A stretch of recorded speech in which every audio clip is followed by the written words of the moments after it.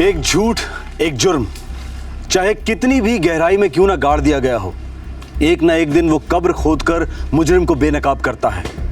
Crime never pays. आज का ये केस हाल ही का है, पूरे देश के जहन में बिल्कुल ताजा है। हमने फिल्माने की सुविधा के लिए घटनास्थल और पात्रों के नाम बदल दिए हैं।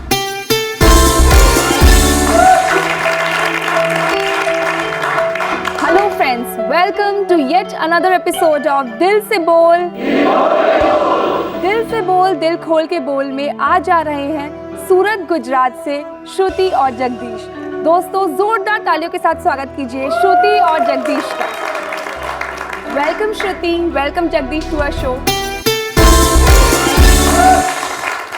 तो श्रुति और जगदीश, क्या है आपकी स्टोरी? हमने 3 साल पहले भाग के शादी की और अब तो हमारी 1 साल की बच्ची भी है। तो कभी इन 3 सालों में घर वालों से कांटेक्ट हुआ या फिर उनसे मिलने की कोशिश की?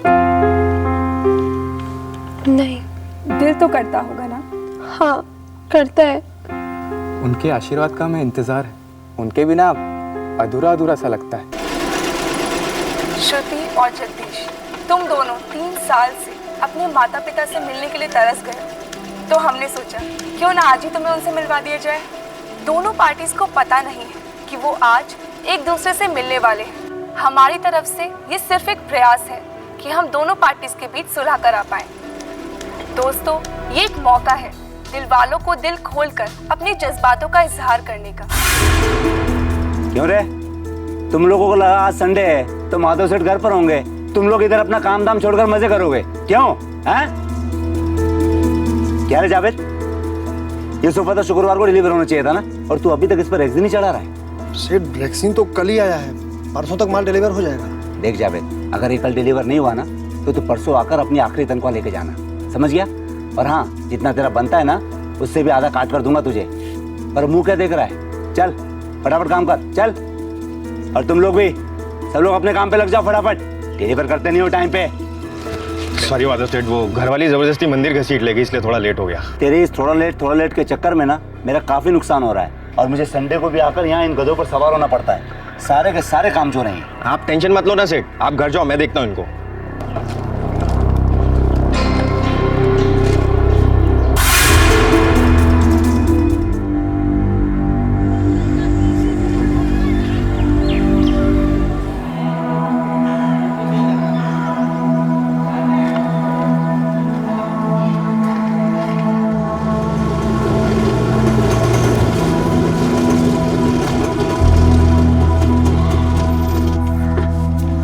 लास्ट पेपर है, याद है ना?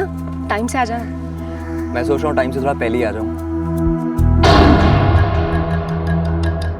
साथ बैठ के चाय वाय पियेंगे, उसके बाद मुझे कॉलेज छोड़ दूँगा, ठीक है? क्या बोलती है? ठीक है।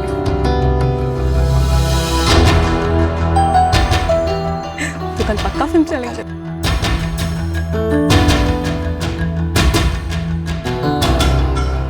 आ जाइए तू भी। हाँ ठीक है।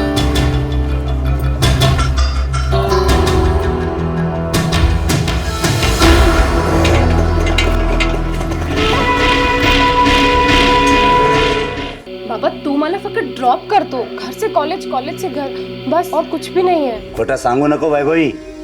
हाँ ही देखी मैंने, कॉलेज से घर के बीच में चल रहा था ना ये सब। हाँ, क्या हो रहा है तुम दोनों के बीच में? कुछ भी नहीं बाबा। कुछ नहीं? हाँ शीला, तू बता, क्या लफड़ा है ये हमारी वैभवी और वो 3rd class auto rickshaw driver के बीच में क्या चल रहा है? नहीं, वो ऐसा है। कैसा है? क्या है? और कब से है? देख शीला, मैं तुझे पहले ही बता रहा हूँ, जल्दी बता दे, वरना मुझसे बुरा कोई नहीं होगा। नहीं नहीं, मुझे भी 1-2 बार डाउट हुआ था, मैंने उसे वार्निंग दी थी।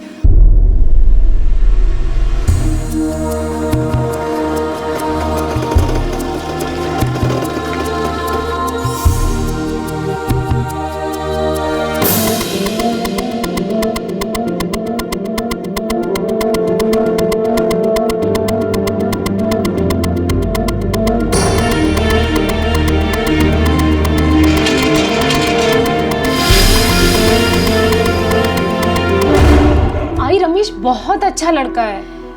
बेटा, तेरे पापा उसकी अच्छाई नहीं देखेंगे, बस उसका ड्राइवर का पिल्ला देखेंगे। और एक ऑटो ड्राइवर के साथ उसका नाम रमेश है। ठीक है रमेश, लेकिन तेरे बाबा तेरी शादी रमेश से नहीं करवाएंगे। आई अगर बाबा नहीं कराएंगे तो क्या हमारी शादी नहीं हो सकती? देख वैभवी, तू कुछ उल्टा सीधा मत सोचा, तेरे बाबा आग बबूला हो जाएंगे। वो तो अगर दाल में नमक कम होता है ना तो भी बाबा आग बबूला हो जाते हैं। जिंदगी में एक दिन भी ऐसा बीता है जब उन्होंने तुम्हें गाली ना दी हो? देखो भाई, मेरी जिंदगी तो अंधेरे में कट गई,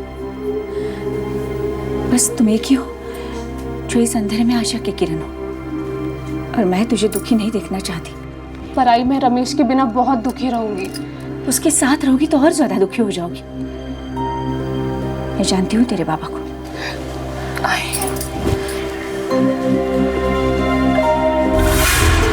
बहुत हो गया इसका कॉलेज वॉलेज, वहां कुछ अच्छा सिखाने के बजाय दिमाग में गन भर देते हैं ये लोग। आज से इसका घर से बाहर निकलना बंद। शीला, समझा दे इसको।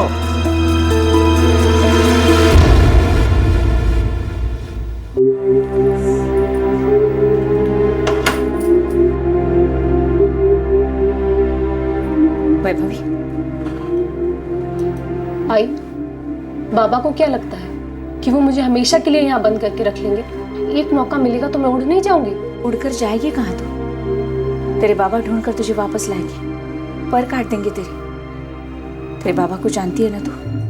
आई सच कहूँ ना, मुझे नहीं लगता मैं बाबा को जानती हूँ। मैंने बस बाबा का एक ही रूप देखा है जो मुझे बिल्कुल पसंद नहीं। उनका कोई और रूप है या नहीं मैं नहीं जानती। मेरे लिए बाबा का मतलब है डर, और अब मैं इस डर से नहीं डरती। डर बेटा डर, अपने बाबा से डर, नहीं तो वो कुछ ऐसा कर देंगे कि क्या मेरी जबरदस्ती शादी करा देंगे?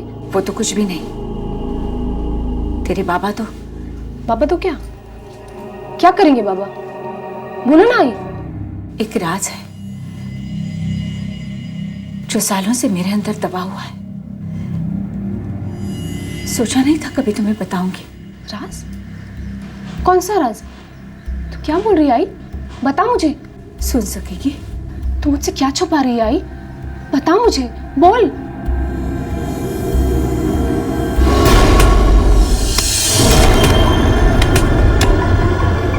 एक कठोर पिता और बगावत के कगार पर खड़ी एक जवान बेटी।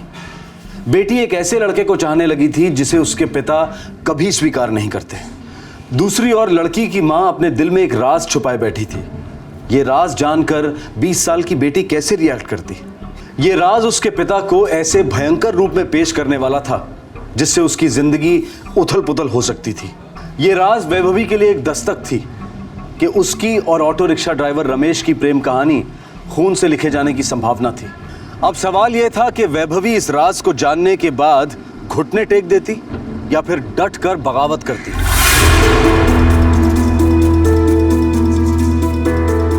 बाबा। अरे तू बाहर कैसे आलीस? हाँ, किसने दरवाजा खोला? अरे शीला। बाबा मला माफ करा, कल मेरा आखिरी पेपर है, सेकेंड ईयर का फाइनल एग्जाम है बाबा। मैं आपके हाथ जोड़ती हूँ बाबा, प्लीज मुझे एग्जाम लिखने जाने दीजिए।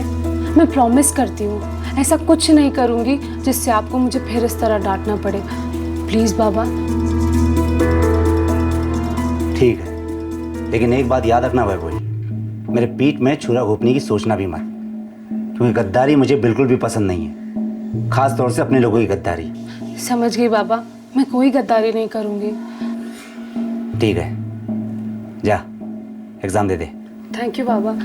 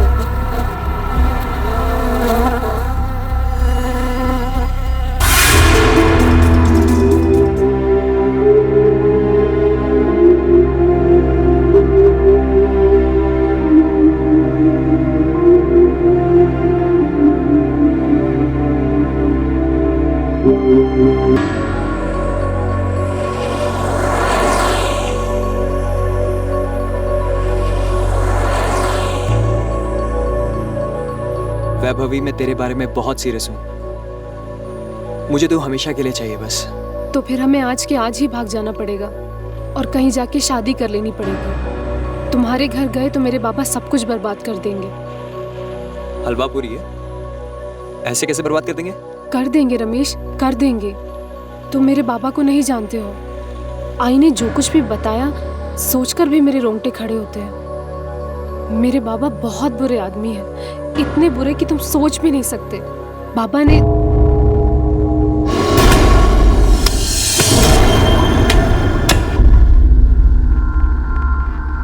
क्या किया बाबा ने?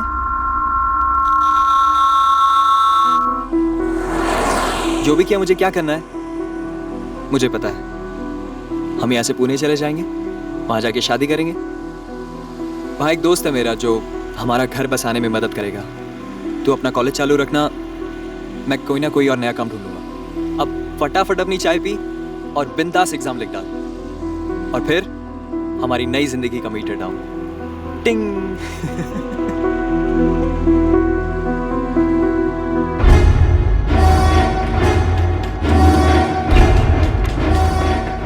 सेल ऑफ है? क्या मतलब है गुरुदेव? सेठ में कॉलेज गया तो वो लोग बोले एग्जाम कब का खत्म हो गया है। फिर मैंने वैभवी के सेलफोन पे ट्राई मारा, स्विच ऑफ है। और वो ऑटो रिक्शा वाला। ऑटो रिक्शा वाला? उसका क्या? उसका मोबाइल भी स्विच ऑफ आ रहा है। और उसका वो ऑटो रिक्शा? रिक्शा वो मालिक को लौटा चुका है और बोला है नौकरी छोड़ के जा रहा है। सेठ, कुछ तो गड़बड़ है।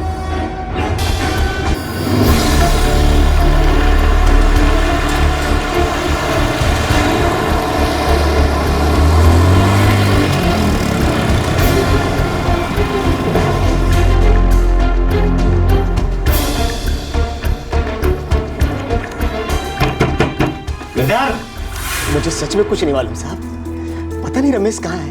हम लोगों को कुछ बोले बगैर पता नहीं वो कहाँ है, गायब हो गया। देख गिरधर, मैं अपनी बेटी को तो छोड़ूंगा नहीं, तो तू समझ सकता है कि मैं तेरे बेटे के साथ क्या करने वाला हूँ। लेकिन हाँ, अगर तू झूठ बोल रहा है, उनकी मदद कर रहा है या उन्हें छुपाने की कोशिश कर रहा है, तो मैं तेरा भी वही हश्र करूंगा जो तेरे बेटे रमेश का करने वाला हूँ।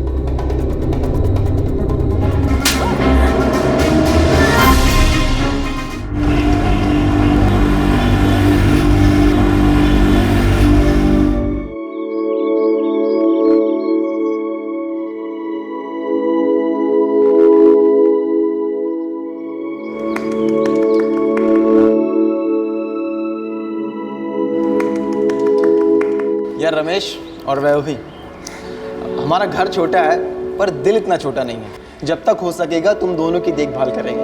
यार कुमार, सिर्फ 1-2 हफ्ते की बात है। जैसे कोई नया काम मिलेगा हम दूसरी कोई खोली ले लेंगे। जब हमारी नई नई शादी हुई थी ना, हम भी ऐसे ही थे, एक नए घर की तलाश में।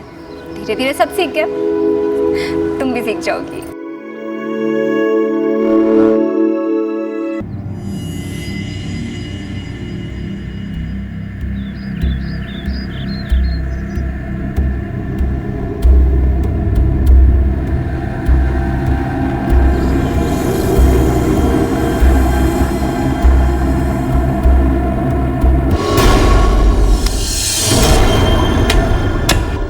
एक राज है। कौन सा राज?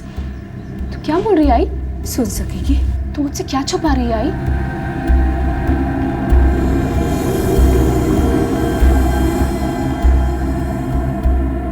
वैभवी की मां शीला कुछ ऐसा जानती थी जिसकी वजह से उसे वैभवी की जान की फिक्र हो रही थी। शीला ने यह बात वैभवी को बताई थी और वैभवी ये बात सुनकर डर गई थी, पर फिर भी उसने बगावत करने की हिम्मत की और अब वो अपने पति रमेश के साथ पुणे में गुमनाम जिंदगी बसर कर रही थी।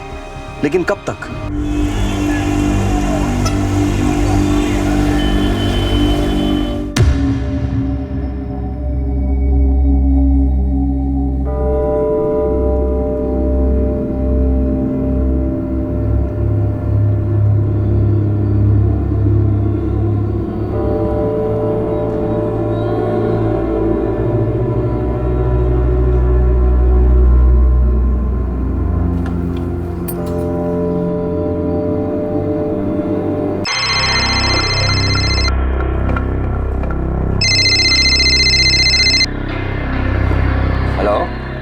माधव जी, मी कुमुद बोलते, कुमुद म्हापसेकर।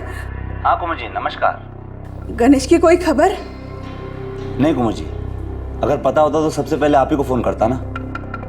मेरे कुछ समझ में नहीं आ रहा है। सुनीता और गणेश की भी कोई खबर नहीं और इनका भी कोई पता नहीं है। मैं तो ये मान ही नहीं सकती कि ये मुझे छोड़कर जा सकते हैं। धीरे रखिए कुमुद जी, श्रीनाथ आपके पति ही नहीं, मेरे बहुत अच्छे दोस्त भी हैं। मुझे खुद को यकीन नहीं हो रहा है कि वो इस तरह हम सबको अचानक छोड़ के कहीं चले गए, लेकिन अब वो गायब हैं तो गायब हैं और ये सच्चाई है। लेकिन आप बेफिक्र रहिए, जैसे ही मुझे श्रीनाथ या फिर आपकी बेटी सुनीता के बारे में पता चलता है मैं फ़ौरन आपको फ़ोन करता हूँ। मैं आपकी आभारी हूँ।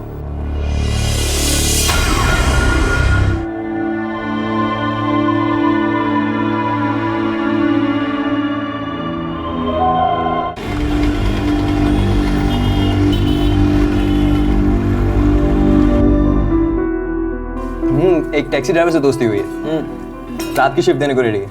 अच्छा, कब से शुरू कर रहा? यही कोई 2-4 दिनों में शुरू कर दूंगा। रमेश, इन 2 दिनों में तुम पूरा पूना शहर अच्छे से घूम लेना, समझ लेना, ताकि टैक्सी चलाने में तुम्हें कोई प्रॉब्लम ना हो। कल सुबह से पूना दर्शन शुरू। और हाँ, वैभवी को जरूर साथ ले जाना, बेचारी का दिल बैठ सा गया है। नहीं नहीं, ऐसी कोई बात नहीं है, बस थोड़ा खो गई थी। वैभवी तो ठीक तो है ना? हाँ। बहुत उदास रहती है आजकल। नहीं, ऐसी कोई बात नहीं है। क्या शादी के 1 महीने में ही कंटाल गई मुझसे? ऐसा कभी मत कहना रमेश, एक तुम ही तो हो आई के बाद जो मेरे इतने करीब है। फिर भी तुम मुझसे कुछ छुपा रही है। तेरी आई ने कुछ बताया ना तेरे बाबा के बारे में, और आज तूने अभी तक नहीं खोला है मुझसे। क्या भरोसा नहीं है मुझ पे? एक राज है। कौन सा राज? सुन सकेगी? तू मुझसे क्या छुपा रही है आई?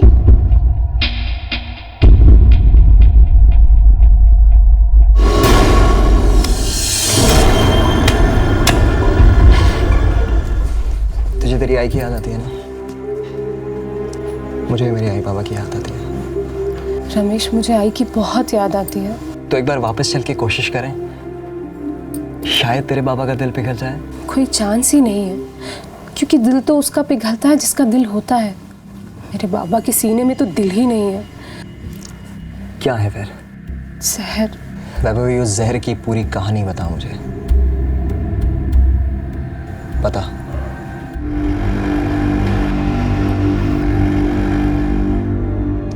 देख यार, अपने माँ बाप को कौन दुखी करना चाहता है, लेकिन तेरे माँ बाप को खुश करने के चक्कर में कहीं वैभवी का बाप तुम दोनों में झपट पड़ा तो तू समझ ले, कहीं तुम लोगों की स्टोरी शुरू होने से पहले ही द एंड ना हो जाए। समझा यार, लेकिन वैभवी को अपनी आई की सॉलिड याद आती है। मुझसे देखा नहीं जाता उसकी फॉर्म। थोड़ा टाइम दे उसको। क्या है, अभी शादी का खाली 1 महीना हुआ है। हाँ, 4-6 महीने और गुजर जाने दे, हो सकता है उसके बाद उसके बाप का गुस्सा और ठंडा पड़ जाए थोड़ा। अब पता नहीं क्या होगा क्या नहीं होगा यार। मैंने फिल्मों में देखा है, भागे हुए जोड़े को लोग गले लगा लेते हैं, माफ़ कर देते हैं। हम लोगों का क्या होगा, राम जाने। सुनिए, 2 मिनट है आपके पास?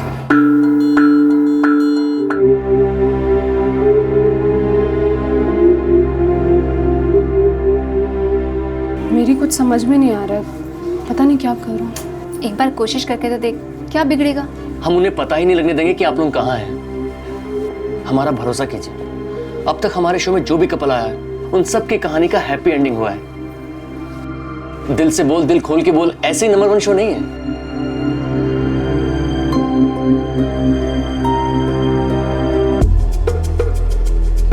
हे आसिफ, पुणे से कपल मिला है। कंफर्म्ड? कैमरे पे आएंगे? पक्का आएंगे। बैठ। लड़के के माँ बाप के घर का पता है, नायगांव में रहते हैं। लड़के के माँ बाप तो राजी थे। रोज स्टूडियो आएंगे? कैमरे के सामने आएंगे? मैं उन्हें मना लूंगा। अच्छा, तूने रमेश और वैभवी को ये तो नहीं बताया ना कि ऑन कैमरा माँ बाप से मीटिंग होगी? अरे नहीं बॉस, इतना काम तो आता है मुझे। That's good. तो वी शूट ऑन सैटरडे, सारी तैयारी कर देना। वैसे भी we have 1 story shot. Okay, so let's get rolling. Sure. Cool.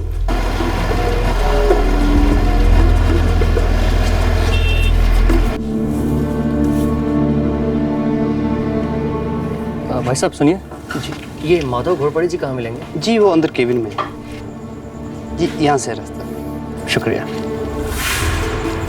दिल से बोल, दिल खोल के बोल। मेरी बेटी कहाँ है? हमारे शो के कुछ रूल्स हैं, उसके हिसाब से हम आपको इस वक्त ये तो नहीं बता सकते कि वैभवी कहाँ है, लेकिन हाँ सर, अगर आप हमारे शो पर आते हैं तो आप अपनी बेटी से मिल ज़रूर सकते हैं। देखिए माधव जी, हमारा शो दिल से बोल दिल खोल के बोल एक ही मकसद से चलता है, भागे हुए जोड़ों को अपने माँ बाप से मिलाना और आखिर में सबको खुश देखना। आप वैभवी को माफ कर देंगे ना? पहले मिलने तो दे, हम एक टीवी प्रोग्राम में जा रहे हैं शनिवार को, अंधेरी में है, तब देखेंगे। लेकिन हाँ, तब तक कोई चूंचा नहीं, समझ गई ना? वैभवी और रमेश अब एक टेलीविजन रियलिटी शो के सेट पर जा रहे थे। अब सवाल यह था कि इस टेलीविजन शो का मंच कठोर पिता और बागी बेटी के बीच में सुलह करवाने वाला था, या फिर यह मंच बेटी के सारे डर को दूर कर उसकी आवाज को बुलंद करने जा रहा था।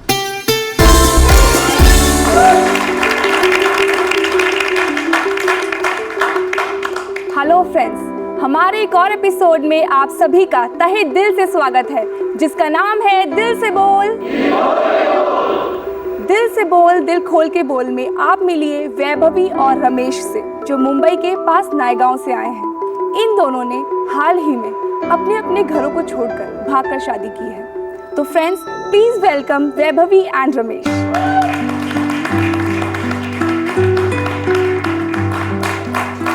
Welcome Vaibhavi, welcome Ramesh, please have a seat. तो वैभवी और रमेश, क्या आप दोनों शॉक होंगे, डर जाएंगे या फिर खुश हो उठेंगे अगर हम वैभवी के माता पिता को अभी इसी वक्त आपके सामने ले आए? क्या मेरी आई है? हाँ वैभवी, और तुम्हारे पिताजी भी। दोनों आज यहाँ ये जानते हुए आए हैं कि वो आज यहाँ हमारे शो में अपनी भागी हुई बेटी से फिर एक बार मिलेंगे।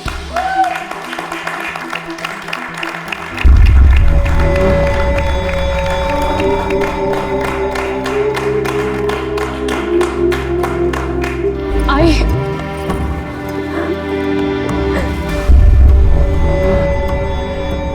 कैसी? तू कैसी बेटा? Welcome Sheela ji, welcome Madhav ji, please do have a seat. Madhav ji, जब आपकी वैभवी एक रिक्शा ड्राइवर रमेश से प्यार कर बैठी तो आप दोनों पर बहुत गुस्सा हुए थे, क्या ये बात सही है? हाँ, सही है। फिर वैभवी घर से भागी, रमेश से शादी की और अब उसकी पत्नी बनकर काफी खुश है। तो क्या आपको नहीं लगता कि आपको इन दोनों को अपना लेना चाहिए? इन दोनों की खुशी की खातिर ही सही, इन दोनों को माफ कर देना चाहिए। मैं वैभवी को अपनाने के लिए तैयार हूँ। माधव जी, वैभवी अब रमेश की पत्नी है, रमेश के बिना वैभवी अधूरी है। तो क्या हम ये समझ लें कि आप वैभवी के साथ साथ रमेश को भी अपनाने के लिए तैयार हैं? मुझे इससे कोई फर्क नहीं पड़ता कि ये हमें अपनाए या नहीं। मेरे लिए मेरी आई ही सब कुछ है, और वैसे भी बाबा के उस घर में मैं कभी कदम नहीं रखूंगी।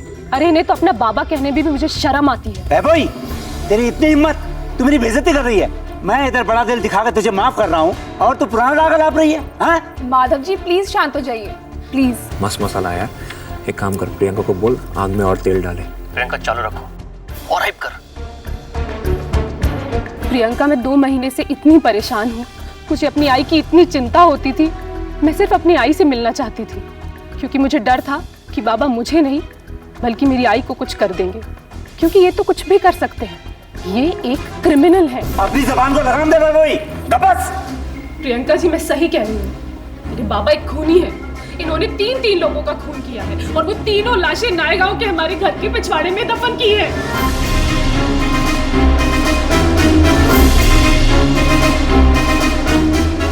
वैभवी, ये तुम क्या कह रही हो? कहीं तुम गुस्से में आकर मनगढ़ंत कहानियां तो नहीं बना रही हो? जी नहीं प्रियंका जी, मैं सच बोल रही हूँ। अपने अंदर छुपा ये राज मैं दुनिया के सामने लाना चाहती थी, और मैं एक बार फिर कह रही हूँ कि मेरा बाप खूनी है, क्रिमिनल है। हाँ, तो तेरी शराफत की। मुझे लगता है तुम सब लोगों का प्लान है मुझे यहाँ बुलाकर मेरी बेइज्जती करने का। मैं जा रहा हूँ, मैंने रुकना शो में। चल गया। आओ, आओ।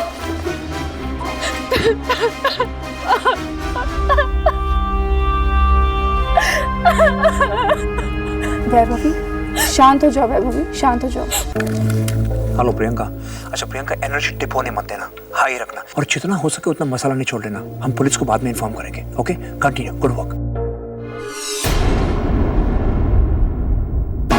एक टीवी रियलिटी शो की शूटिंग के दौरान वैभवी का ब्रेकडाउन हुआ टीवी कैमरास के सामने।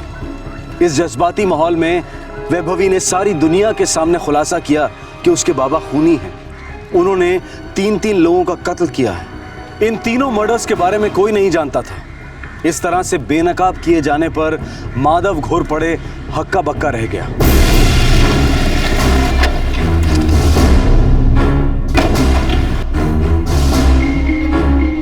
क्या बोला तूने? मैंने बस इतना बोला, इतना बोला। कितना कितना बोला? वैभवी, तुम जो कुछ भी जानती हो बता दो हमें। कब पता चला तुम्हें कि तुम्हारे बाबा ने ऐसा किया? सर 1 महीने पहले। कैसे?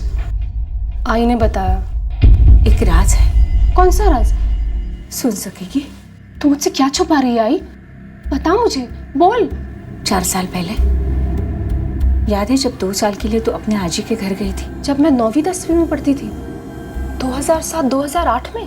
हाँ, तब तेरे बाबा ने 3 लोगों को मार डाला था। आई, तू काय बोलतीस?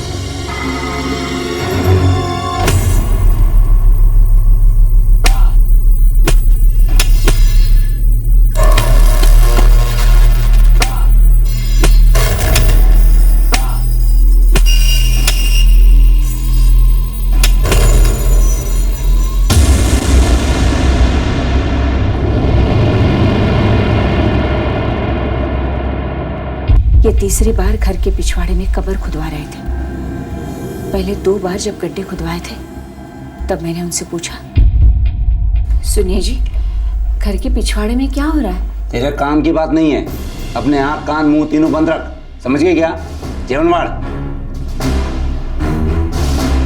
तीसरी बार जब खुदाई हो रही थी तब मुझे असलियत का पता चला। गड्ढा क्यों खुद रहा था और तेरे बाबा ने क्या किया।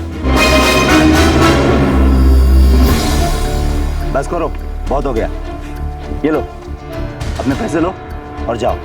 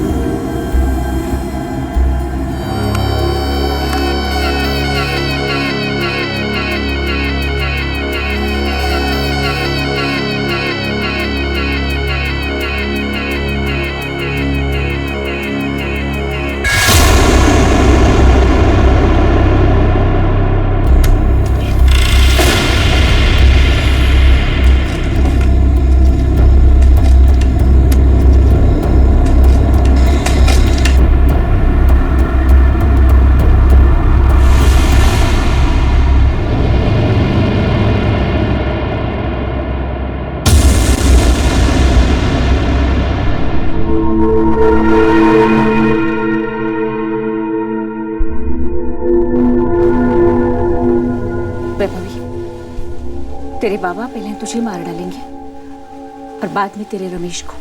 आई, वो 3 लोग जिन्हें बाबा ने मार डाला, वो लोग कौन थे? वैभवी, कौन थे वो लोग? वो 3 लोग जिन्हें तुम्हारे बाबा ने मार डाला, जानती हो तुम उन्हें? नहीं सर, मैं उन लोगों को नहीं जानती। आई जानती है। मुझे सिर्फ इतना पता है कि हमारे घर के पिछवाड़े में 3 लोगों को मार के दफनाया गया है।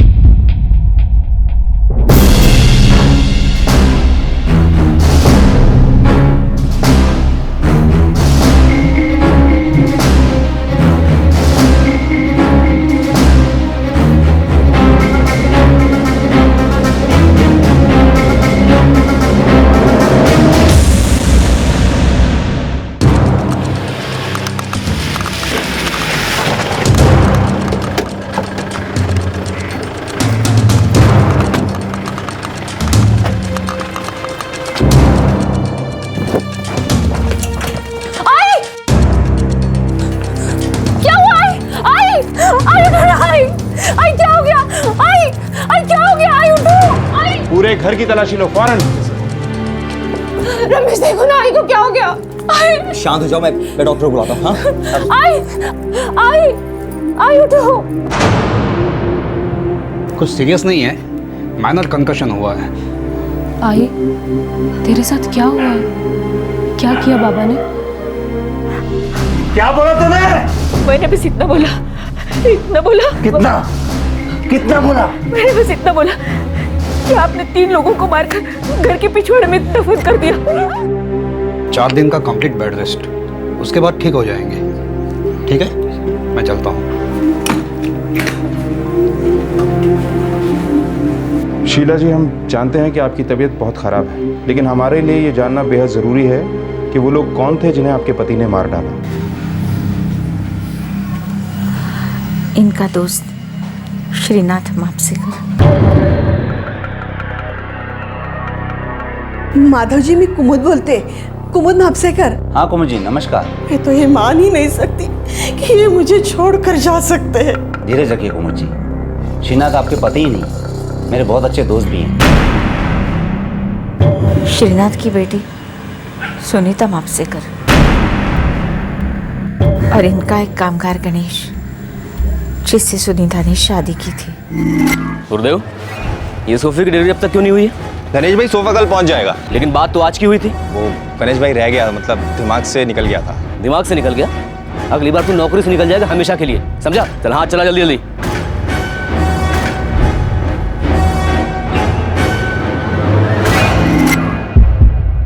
ये 2008 की बात है ना? जी। और इतने साल ये जुर्म छुपाया गया। जुर्म छुपाना भी एक जुर्म है शीला जी।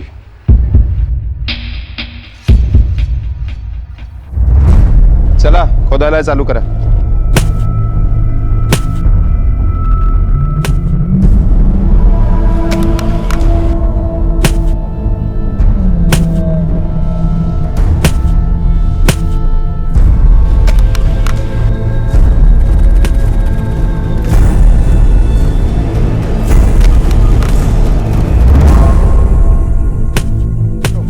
इन कंगालों को फॉरेंसिक लैब भेज दो। सोफा फैक्ट्री पर रेड करो। 4 साल से दफन इन 3 लोगों के कंकाल माधव घोरपड़े के घर के पिछवाड़े से बरामद किए गए। चौंकाने वाली बात यह थी कि पुलिस फाइल्स में इन तीनों की कोई मिसिंग कंप्लेंट नहीं थी। और सबसे बड़ा राज अब भी खुलना बाकी था कि माधव घोरपड़े ने इन तीनों की हत्या क्यों की थी।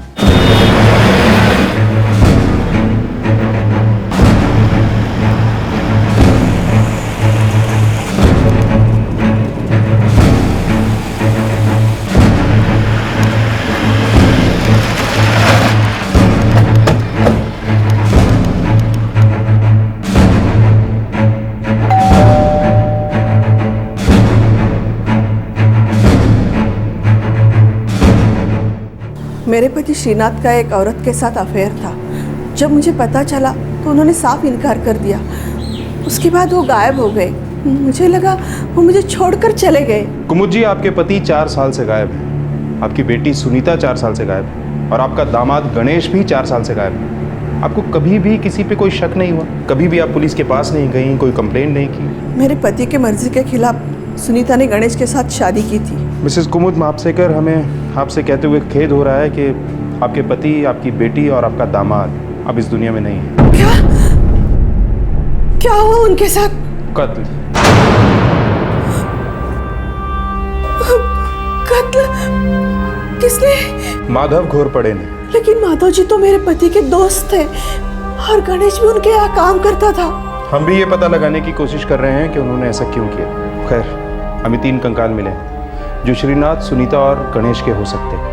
ये कहाँ से मिला आपको? माधव घोरपड़े के घर के पिछवाड़े से। साहब, माधव सेठ 2 दिन से दिखाई नहीं दिए हैं और गुरुदेव भाई भी 2 दिन से काम पे नहीं आए हैं। ये गुरुदेव रहता कहाँ है? जूही चंद्रा में चंडीगढ़ मंदिर के पीछे रहता है साहब। यहाँ इस सोफा वर्कशॉप पे नजर रखना। जी सर। चलो।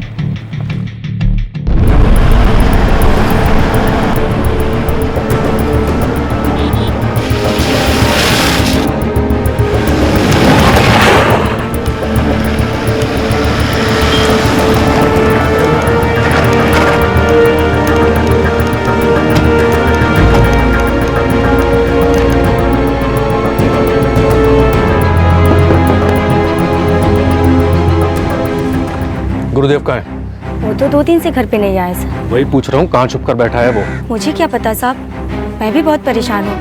मुझे कुछ नहीं बताया और फ़ोन भी नहीं उठा रहे हैं। मर्डर केस में वांटेड है वो। अगर कांटेक्ट करे तो उसको बोल देना सरेंडर कर दे, नहीं तो देखते गोली मार देंगे। चलो। सर, माधव और गुरुदेव दोनों के सेलफोन ऑफ है सर। अब उसकी बेटी ने उसका सारा भांडा फोड़ दिया है। माधव को अंडरग्राउंड जाना ही जाना था। उसका जुर्म 4 साल बाद सामने आया है। देखते हैं कब तक चुप कर बैठता है।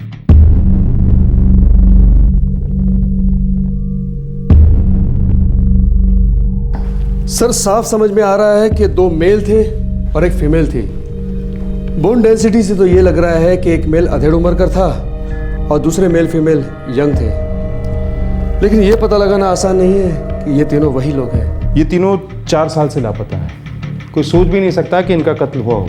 माधव घोरपड़े की पत्नी शीला ही इन तीनों मर्डर्स के बारे में जानती थी। बस वही एक गवाह है। लेकिन सर, हम अभी तक ये नहीं जानते कि माधव ने इन तीनों का कत्ल कर क्यों डाला।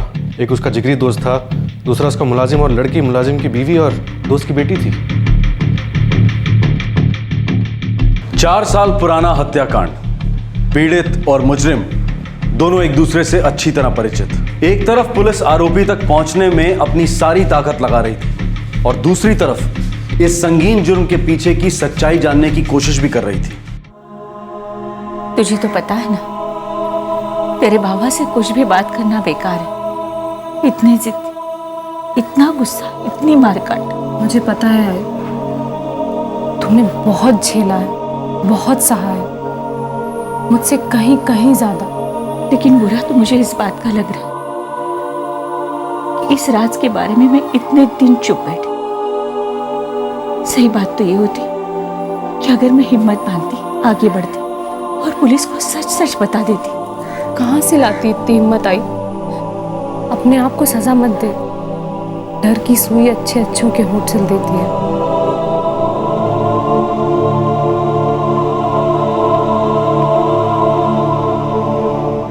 साहब, गणेश भाई तो माधव सेठ के खासम खास थे। तुम लोगों को कभी खटका नहीं कि गणेश वर्कशॉप नहीं आ रहा है? 4 साल से नहीं आया। काफी खटका था साहब। मैंने तो गुरुदेव भाई से गणेश भाई के बारे में पूछा भी था। ये बड़े सोफे के लिए बहुत पतला रहेगा रे। अरे गुरुदेव भाई। हाँ बोल। वो अपने गणेश भाई है ना, वो काफी दिनों से नजर नहीं आ रहे हैं। तेरे को बहुत याद आ रही है उसकी? जाना है उसके पास? नहीं भाई, मैं तो ऐसे ही पूछ रहा था। गणेश गया तेल लेने, तू अपने काम से काम रख। कट टू कट, समझा ना? जी भाई। और ये श्रीनाथ महापसेकर? उनकी तो माधव सेठ से पुरानी दोस्ती थी। उनका तो अक्सर वर्कशॉप पे आना जाना लगा ही रहता था।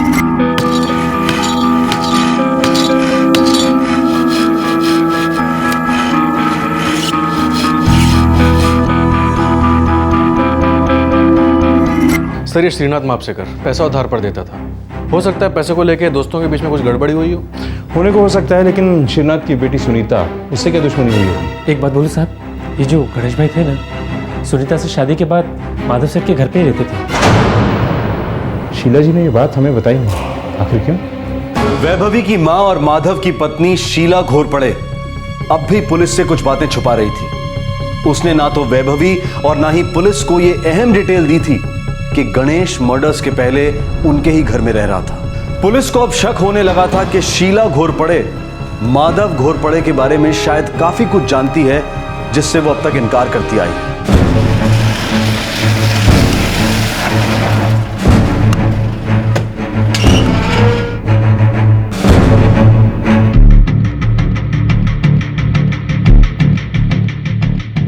शीला जी, सच सच बताइए, आपको पता था ना कि आपके पति माधव ने सुनीता और उसके पिता श्रीनाथ को पहले मार डाला और उसके बाद गणेश को? नहीं मालूम था। क्या आपको यह भी नहीं मालूम था कि शादी के बाद गणेश और सुनीता आप ही के घर पे रह रहे थे? आप ये भी नहीं जानती थी कि श्रीनाथ को यह जोड़ी नामंजूर थी?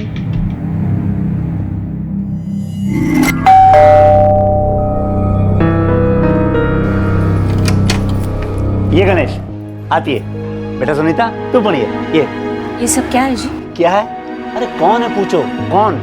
ये देख, ये गणेश, तू इसे जानती है। और ये सुनीता, श्रीनाथ की बेटी, तू इसे भी जानती है। अब ये जान ले, इन दोनों की शादी हो गई है और अब ये हमारे घर में रहेंगे। ये हमारे घर में क्यों रहेंगे? क्योंकि मैं कह रहा हूँ इसलिए। समझ गई? आज से ऊपर के कमरे में ये दोनों रहेंगे। ये सुनीता, गणेश तू बने। ये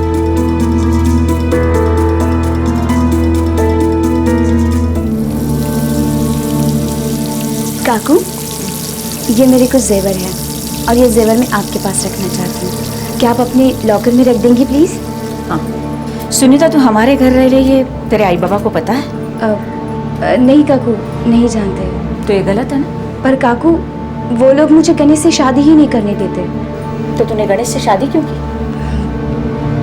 प्यार करती हूँ। प्यार करने वाले नजर नहीं चुराते। किसी बेवकूफ बना रही हो? मैं किसी को बेवकूफ नहीं बना रही हूँ काकू, सच्ची काकू। प्यार और व्यभिचार छिपाए नहीं छिपता।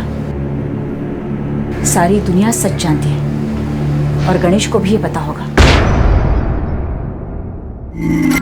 शीला जी, क्या था ये सच? सुनीता और गणेश की शादी क्यों हुई थी? मेरे पति माधव और सुनीता के बीच संबंध था, अफेयर था। ये शर्मनाक बात मैं वैभवी को कभी नहीं बता पाई, ना आप लोगों को। ये अवैध संबंध चालू रखने के लिए ही मेरे पति ने गणेश को सुनीता का पति बनाया, सिर्फ नाम के लिए, और उन दोनों को इसी घर में ठहराया। जो बेशर्मियां हो रही थी, गंदगी हो रही थी, मेरे आंखों के और कानों के सामने हो रही थी। श्रीनाथ भाऊ को इसके बारे में कुछ पता नहीं था, लेकिन जब उन्हें पता चला कि उनकी बेटी सुनीता और गणेश को उन्हीं के दोस्त माधव घोरपड़े ने पनाह दी, तो वो काफी बिगड़ गए।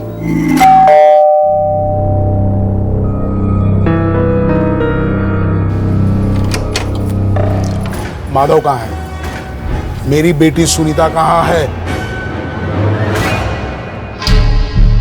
एक तो मेरी बेटी ने मेरे पीठ में छुरा घोपा, ऊपर से माधव तूने भी। काय श्रीनाथ, कायपन बोलो नको। देख, तेरी बेटी तकलीफ में थी, वो मेरे पास आकर आंसू बहाने लगी, तो मुझसे देखा नहीं गया यार।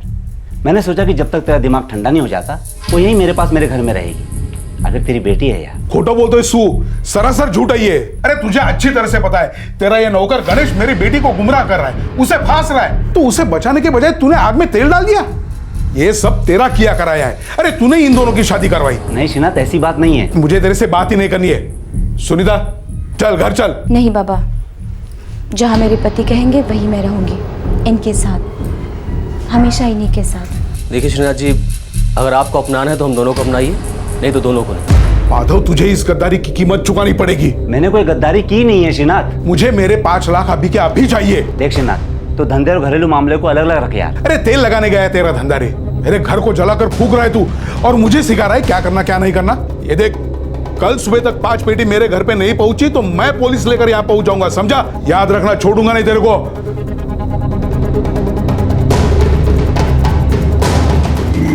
उस दिन के बाद श्रीनाथ भाऊ को ना कभी मैंने देखा, ना उनके बारे में कुछ सुना। दूसरे दिन वो पैसे वसूलने नहीं आए?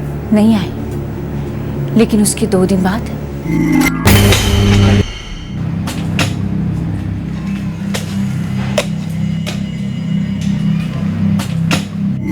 जब मैंने पहली बार खुदाई का काम देखा तो मेरे पति ने उसके बारे में कुछ भी बताने से इनकार किया। सुनिए जी, घर के पिछवाड़े में क्या हो रहा है? तेरे काम की बात नहीं है, अपने आँख कान मुंह तीनों बंद रख। लेकिन जब सुनीता गायब हुई तब भी आपने उनसे कोई सवाल नहीं किया? नहीं, पहले तो मुझे लगा सुनीता अपने आई बाबा के घर वापस चली गई है। गणेश, क्या हम कल मेरे आई बाबा से मिलने जा सकते हैं? बस एक बार हो आते। देखो सुनीता, कोई फायदा नहीं, तुम्हारे बाबा हमें अपना आशीर्वाद कभी नहीं देंगे। गणेश, मुझे मेरे बाबा की बहुत फिक्र हो रही है। वो यहाँ पैसे वापस लेने आने वाले थे, पर अभी तक नहीं आए। मेरा तो जी ही घबरा रहा है, कहीं उनकी तबीयत तो खराब नहीं हुई? तुम्हारे बाबा को कुछ नहीं हुआ है। आपको कैसे पता? वो मैं उनसे मिला था, मैंने उनके पैसे वापस लौटा दिए। वो अब तुम दोनों की जिंदगी में कभी दखल नहीं देंगे। फिर भी गणेश, मैं उनसे मिलना चाहती हूँ। आई की भी बहुत याद आ रही है। अच्छा ठीक है गणेश, घेऊन जा रेला, माँ बाप से मिलवा दे, इसका दिल बहल जाएगा। ठीक है, खुश? दूसरे ही दिन गणेश और सुनीता यहाँ से निकल गए।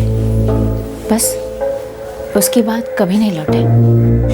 और फिर घर का पिछवाड़ा एक और बार खोदा गया। हो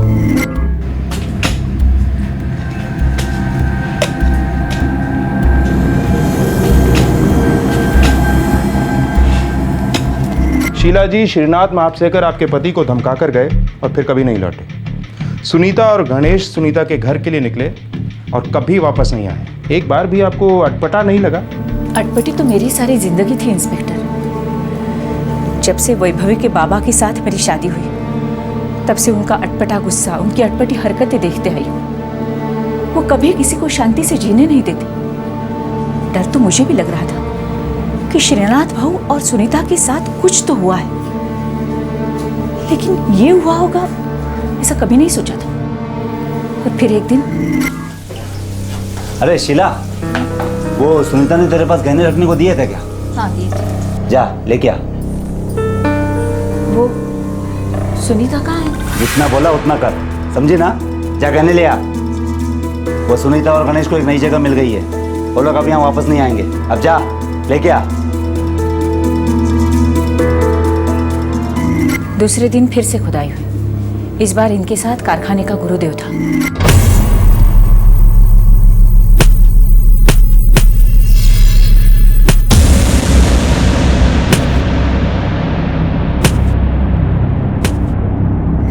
फिर रात को मैंने देखा मेरे पति और गुरुदेव एक लाश को दफन कर रहे थे।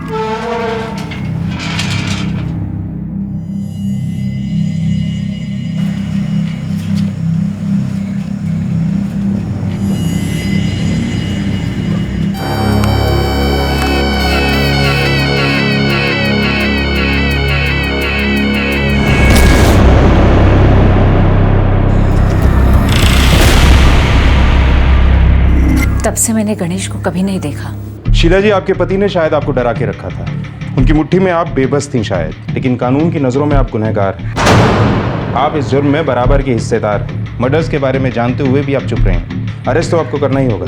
ये क्या बात हुई सर? अगर आई ने मुझे नहीं बताया होता तो ये सच कभी सबके सामने नहीं आता। और आप मेरे बाबा को नहीं जानते, वो मेरी आई को बहुत डरा कर रखते हैं। वैभवी, तुम भी तो डर कर अगले 4 साल तक चुप बैठ सकती थी। तुम पर भी उतना ही दबाव, उतना ही डर था अपने बाबा का, लेकिन नहीं, तुमने बहादुरी दिखाई। 3 कत्लों का पर्दाफाश किया, वही 3 कत्ल जो तुम्हारी आई ने 4 साल तक छुपा के रखे। अरेस्ट तो इन्हें करना ही होगा। अरेस्ट करो। मेरी आई ने कुछ नहीं किया है। आई ने कुछ नहीं किया। आई बेकसूर है। आई को छोड़ दो। वैभवी प्लीज। आई ने कुछ नहीं किया। आई बेकसूर है। रमेश, आई ने कुछ नहीं किया। आई को ले आएंगे, हम ले आएंगे। शांत हो जाओ। एक खौफनाक हत्याकांड और इस संगीन जुर्म को छुपाने के खौफनाक तरीके। अब कोई संदेह नहीं था कि 3-3 मर्डर्स हुए थे। अब भी कुछ गड़े मुर्दे उखड़ने बाकी थे। दोनों मुख्य आरोपी अब तक फरार थे। नहीं सर, ऐसी वैसी कोई भी मूवमेंट नहीं है यहाँ पर। 3 दिनों से ना माधव आया यहाँ पर, ना गुरुदेव, और कोई कॉल्स भी नहीं हुए हैं यहाँ से। घनश्याम, विजिल ढीला मत छोड़ना।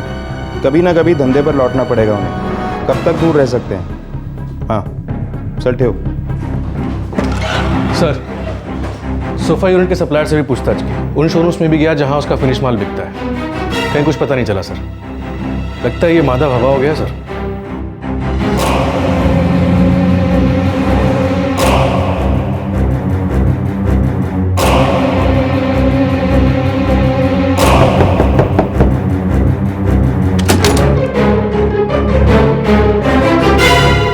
माधव सेठ, शीला वहिनी को पुलिस ने गिरफ्तार कर लिया है और सुनने में आया उन्हें आपके घर के पिछवाड़े से कंकाल मिले हैं। बहुत पुलिस है सेठ उधर। कारखाने में पुलिस है, मेरे घर पे भी पुलिस है। मतलब पंबू सेठ। मेरी बेटी ने धोखा दे दिया गुरुदेव। लेकिन सेठ, उन्हें आपके घर के पिछवाड़े से 3 कंकाल कैसे मिले? हमने तो एक को ही मारा ना। इसकी चिंता करने के लिए फिलहाल हमारे पास टाइम नहीं है। हमें तो ये सोचना है कि पुलिस के चंगुल से कैसे बचा जाए। बच के जाएंगे कहाँ सेठ? मेरी बीवी है वहाँ, छोटे छोटे बच्चे हैं, उन्हें छोड़ के कहाँ जाऊँगा और करूँगा क्या सेठ? देख गुरुदेव, इस मर्डर केस में तू भी उतना ही शामिल है जितना कि मैं। अगर वापस गए ना, 14 साल की जेल होगी, तब तेरे भी बच्चों क्या होगा? हाँ, और हाँ, एक बात अपने भेजे में अच्छी तरीके से घुसेड़ ले। अगर मेरे साथ गद्दारी करने की सोचेगा ना, तो एक और कब्र खोदने में मुझे ज़्यादा टाइम नहीं लगेगा। तेरी कब्र। कंकाल बुरी हालत में है कुमुच, लेकिन हमारी फॉरेंसिक टीम पूरा जोर लगाए हुए है। आप पूरे दावे के साथ कैसे कह सकते हो कि वो कंकाल मेरे पति और मेरी बेटी का ही है? आप 4 साल तक बिना कंप्लेंट किए पूरे दावे के साथ चुप बैठी रही, एक कंप्लेंट तक नहीं की। शीला जी सब कुछ जानकर 4 साल तक चुप रही।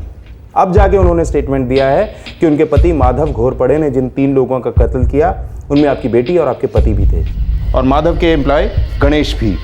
और जिस तरह से तीनों एकदम से गायब हुए हैं, हमें पूरा शक है कि ये तीनों कंकाल उन्हीं के हैं।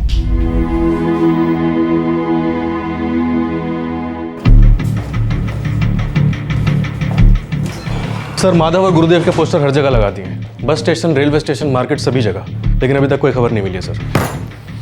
पता नहीं किस बिल में छुप कर बैठे हैं साले। 4 साल तक 3 कब्रों पर बैठे रहे, अब खुद भी जमीन के अंदर कहीं खो गए हैं। सर, मैंने शीला जी से पूछा था, उनका कोई रिश्तेदार वगैरह है कोई? हाँ सर, एक भाई है नासिक में, पुलिस पार्टी भेजी थी वहाँ पे, लेकिन माधव उधर नहीं आया। एक हवलदार लगा दिया मैंने उधर। गुड।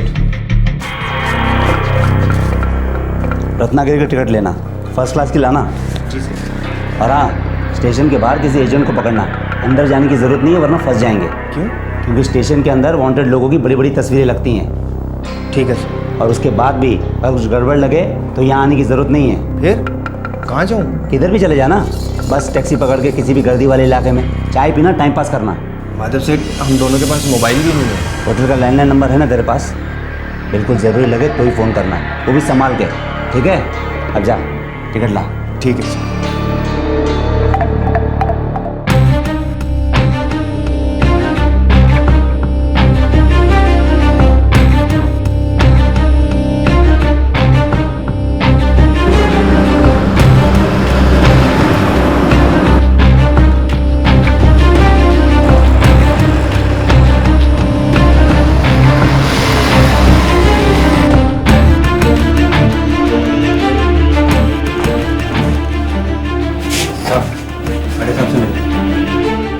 साहब, मेरे को मालूम है हम लोग ज्यादा दूर नहीं जा सकते। साहब, मेरी वाट माधव सेठ के कारण लगी है। साहब दया करो साहब, साहब मुझे बचा लो साहब, दया करो साहब, दया करो साहब। पहले बता, तेरा माधव सेठ कहाँ है?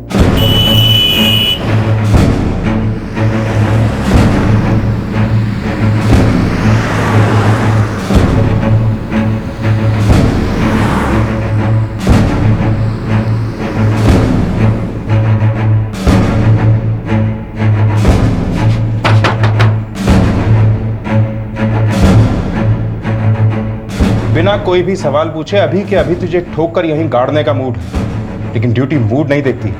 घसीट के ले चलो इसे। चल चल।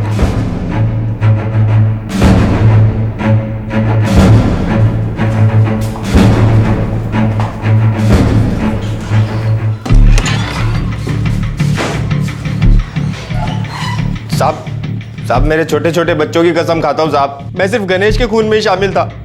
मुझे बाकी के दोनों खून के बारे में कुछ नहीं मालूम साहब। माधव घोर पड़े, तेरे घर के पिछवाड़े में सालों से काफी कुछ दफन रहा है। अब वक्त आ गया है सब कुछ बाहर निकालने का। एक, तेरे पास दूसरा कोई चारा भी नहीं है। बोलेगा नहीं तो जिंदा गाड़ के बुलवाएंगे तेरे से, समझा क्या?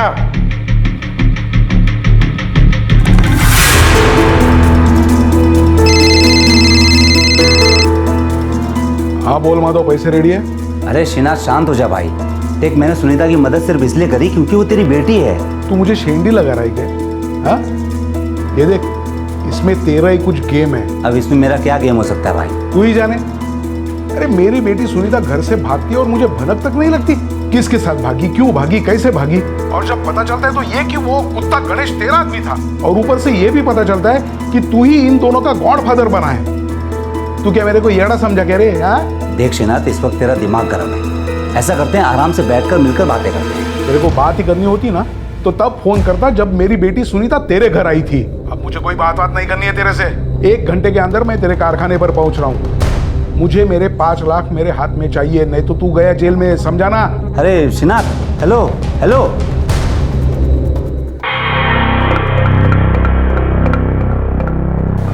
गणेश, इकड़े आया सेठ। इस पागल श्रीनाथ के दिन भर गए लगता है। ये मेरे, तेरे और सुनीता के लिए मुसीबत खड़ी कर सकता है। तो फिर करना क्या होगा सेठ? सारे वर्कर्स को आधे दिन की छुट्टी बोल दे, अभी के अभी। और फिर? और फिर श्रीनाथ की छुट्टी कर देंगे पूरी जिंदगी के लिए।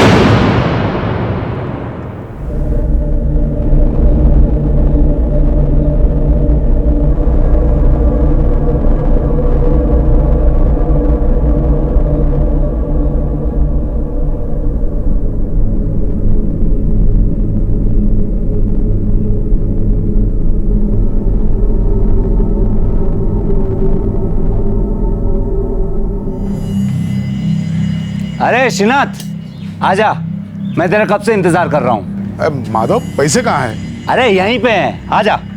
किधर है? अरे इधर ही है, तो आ तो सही, आजा। किधर है? ये देख इधर, आजा। इधर? अरे इधर तो पूरा सामान ही सामान दिख रहा है। तू मुझे बेवकूफ बना रहा है, मेरे साथ गेम मत खेल। गेम के लिए तेरे पास टाइम ही का बचा श्रीनाथ, क्योंकि अब मेरी हट गई है।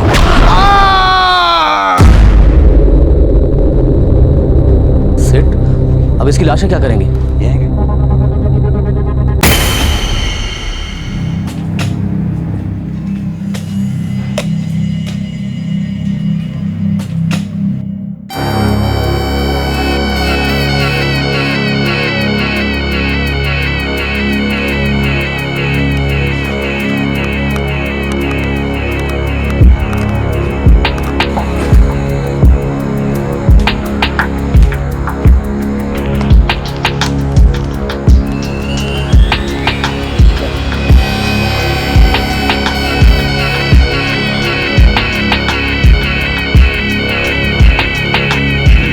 तूने श्रीनाथ को मार डाला क्योंकि तू उसके पैसे नहीं लौटाना चाहता था। फिर तूने सुनीता को मार डाला क्योंकि तू नहीं चाहता था कि वो जान जाए कि उसके पिताजी गायब हैं।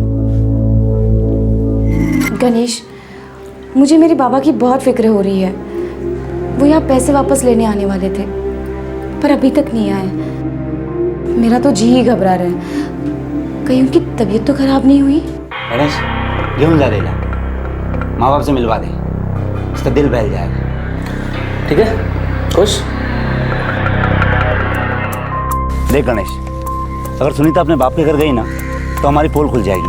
वो बहुत शानी है, अपनी माँ की जैसी नहीं है। वो ये नहीं मानेगी कि श्रीनाथ अपने रखेल के साथ भाग गया करके। वो चूंचा करेगी और अपनी गर्दन फंसेगी, मेरी और तेरी भी।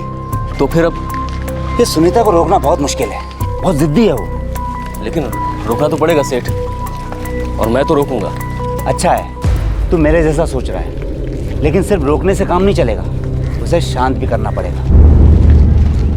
देख, तू कल सुबह उसे घर से लेकर निकल जा। उससे कहना कि उसे उसके बाप के घर ले जा रहा है करके, और सीधे कारखाने लेकर आ जा। इसका मतलब कल कारखाने में सबकी आधे दिन की छुट्टी? तो वाकई बहुत शाना होता जा रहा है रे, हैं?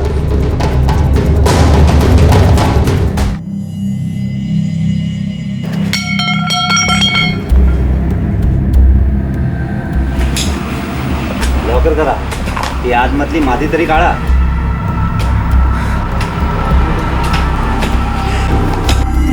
साहब, मुझे इन दोनों खून के बारे में कुछ भी मालूम नहीं था साहब। बस माधव सेठ ने कहा गणेश को ठिकाने लगाना है, और मेरी उससे पुरानी खुन्नस भी थी। खून करने जितनी खुन्नस?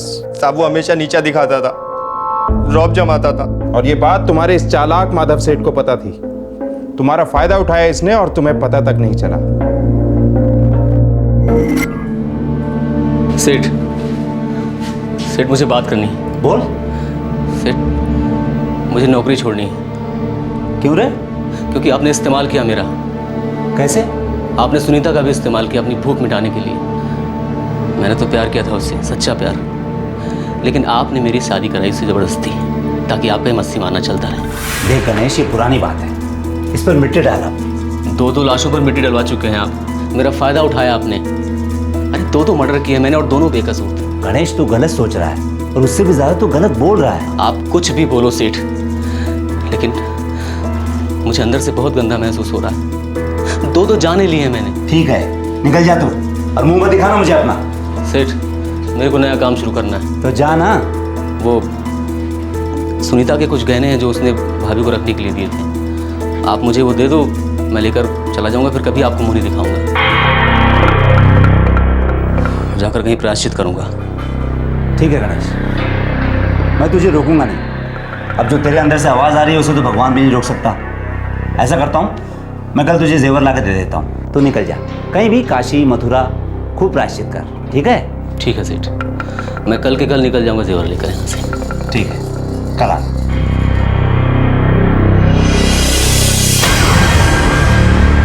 वो सुनीता कहाँ है? जितना बोला उतना कर, समझी ना? जा कहने ले आ। देख गुरुदेव, मुझे मालूम है गणेश तुझे खटकता है, तो उसकी जगह लेना चाहता है। नहीं सेठ, जगह वगह नहीं लेना चाहता। बस उसका बर्ताव पसंद नहीं है। अरे बर्ताव तो मुझे भी पसंद नहीं है, लेकिन क्या करूं, मजबूरी है। पर एक बात दिल से बोलूं, मैं चाहता हूं कि तू मेरा दाहिना हाथ बने। देख, मेरा कोई बेटा तो है नहीं, मेरे मरने के बाद ये सब कौन संभालेगा? तू ही तो है ना, मुझे अपना बाप मानता है ना? हाँ सेठ। तो बाप का एक छोटा काम करना पड़ेगा तेरे को, वो बिना सवाल किए। करेगा ना? करूँगा सेठ। तो आज चल।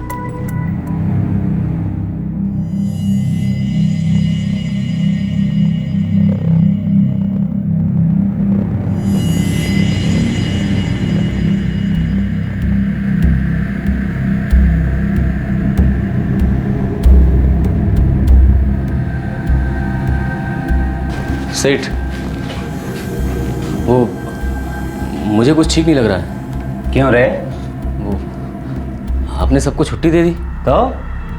पहले 2 बार जब आपने छुट्टी दी तो 2 लाशें बिछाई। तो तुझे क्या लगता है आज मैं तुझे मार डालूंगा? हाँ सेठ। सच बोलूं, जो तुझे लगता है ना वो बिल्कुल सही है। क्या? माधव घोरपड़े, तुम नॉर्मल नहीं हो, तुम्हारा दिमाग सड़ गया है, बीमार हो तुम। तुम्हारे जैसे क्रिमिनल सोसाइटी के लिए बहुत ज्यादा खतरनाक है। ले जाओ इन्हें। चलो तो चल।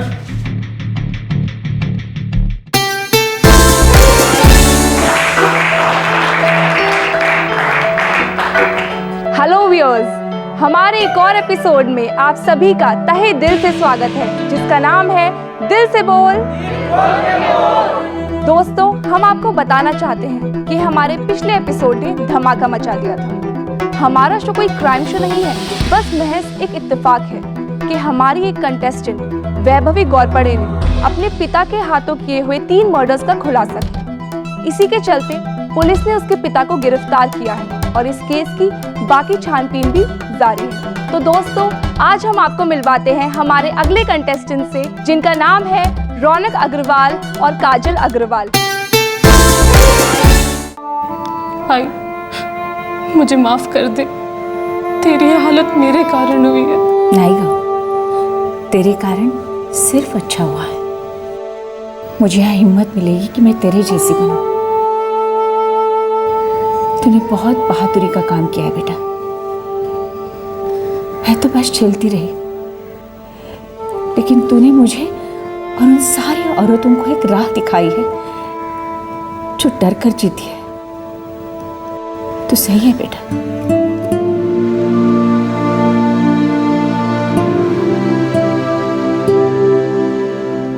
काश मैं तुम्हारी माँ के लिए कुछ कर पाता वैभवी, पर कानून कानून है।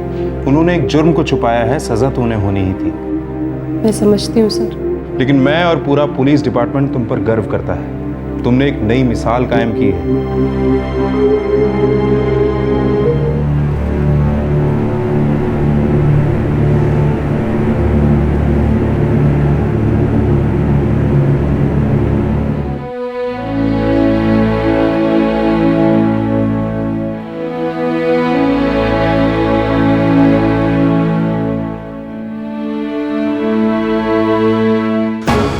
इस वक्त इस केस की एक एफआईआर लॉन्च की गई है। माधव घोरपड़े और गुरुदेव पर आईपीसी का सेक्शन 302 लागू किया गया है, जो कि हत्या का चार्ज है। साथ ही दफा 120 बी और 201 भी लागू हुई है, जो कि क्रिमिनल कॉन्स्पिरेसी और सबूत मिटाने के लिए है। यही सेक्शंस शीला घोरपड़े पर भी लागू हुए हैं। वैभवी अब अपने पति रमेश और उसके माता पिता के साथ रहती है। एक तरफ हम 20 वर्षीय वैभवी की बहादुरी की सराहना करते हैं कि उसने 4 साल पहले हुए मर्डर्स का खुलासा किया, जो कि उसके अपने पिता ने किए थे। किसी भी मापदंड से ये एक बेटी के लिए आसान नहीं था। दूसरी तरफ हम शॉक्ड हैं श्रीमती कुमुद मापसेकर के बर्ताव से, जिन्होंने 4 साल तक अपने पति और अपनी बेटी की मिसिंग रिपोर्ट नहीं लिखवाई, ये सोचकर कि वो दोनों घर से कहीं भाग गए हैं। तो फिर घर में बचा कौन था? क्या बचा था उनके बिना? लेकिन इससे भी बड़ा शौक ये है कि एक आदमी 3-3 कोल्ड ब्लडेड मर्डर्स करता है और फिर लाशों को घर के पिछवाड़े पेड़ पौधों की तरह गाड़ देता है और ऐसे जिंदगी बसर करता है मानो जैसे कुछ हुआ ही ना हो। उसकी पत्नी भी चुप रहती है, जो कि अपने आप में एक संगीन जुर्म है। वो सिर्फ तब राज खोलती है जब उसे अपनी बेटी की जिंदगी खतरे में दिखाई देती है। अगर वैभवी रमेश के साथ भागी नहीं होती तो शायद हम आपको ये एपिसोड ही नहीं दिखा रहे होते, लेकिन ऐसा होने के चांसेस बेहद कम थे। सालों से इस प्रोग्राम के मंच से हम ये कहते आ रहे हैं और कहते रहेंगे कि क्राइम नेवर पेज। जुर्म को जितना भी दफना दो, लेकिन कभी ना कभी सच का तूफान आता ही है और गड़े मुर्दे उठकर न्याय मांगते हैं। इस तरह के और भी एपिसोड देखने के लिए हमारे चैनल को सब्सक्राइब करें और बेल आइकन दबाना ना भूलें।